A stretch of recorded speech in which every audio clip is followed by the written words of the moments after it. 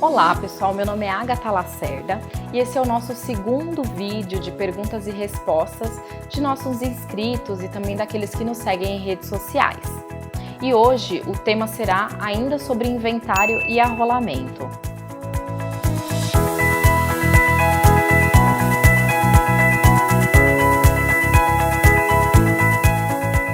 A primeira pergunta que nós responderemos hoje é: se o imóvel tiver dívidas, elas entram no inventário?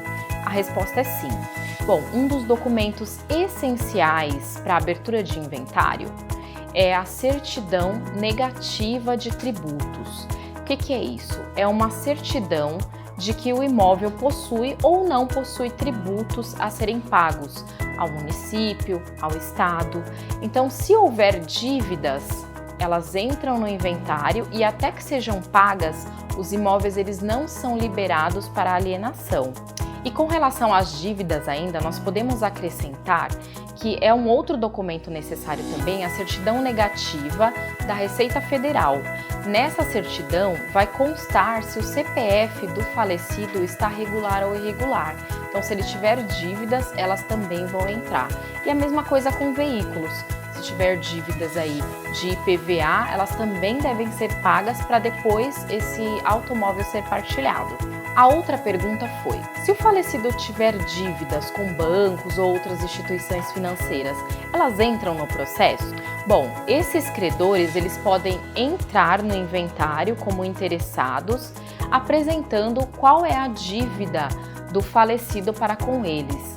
Então, no monte a ser partilhado entre os herdeiros, esse valor dessa dívida ele vai ser separado então para esse credor que ingressou no inventário. A outra pergunta com relação a dívidas foi a seguinte: e se a dívida do falecido for maior do que ele deixou para os seus herdeiros, do que o monte mor que nós chamamos? Bom, os herdeiros podem ficar tranquilos, entre aspas, né? Porque eles só vão perder até o limite da herança. Então, se a dívida do falecido foi maior do que o monte mor a ser partilhado, essa dívida ou o pagamento vai alcançar apenas até o limite. Os herdeiros não vão responder além disso com o seu patrimônio próprio. Outra pergunta que normalmente preocupa os viúvos: eu morava com o meu marido num imóvel e ele veio a falecer.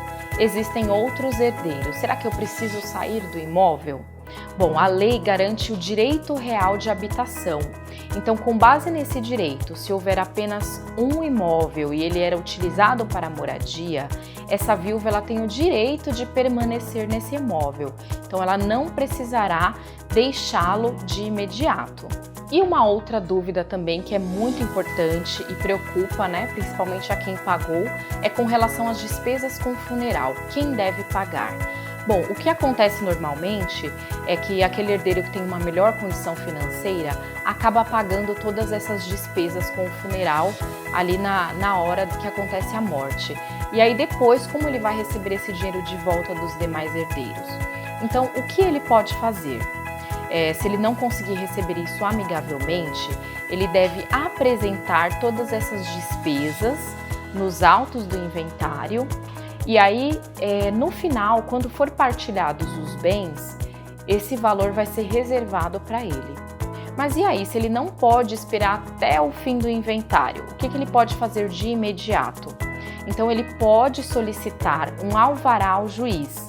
Então, por exemplo, se o falecido tiver algum valor em conta, investimento ou qualquer outra aplicação financeira, ele pode pedir que o juiz de imediato conceda a devolução ou reembolso dos valores pagos a título de despesas com funeral.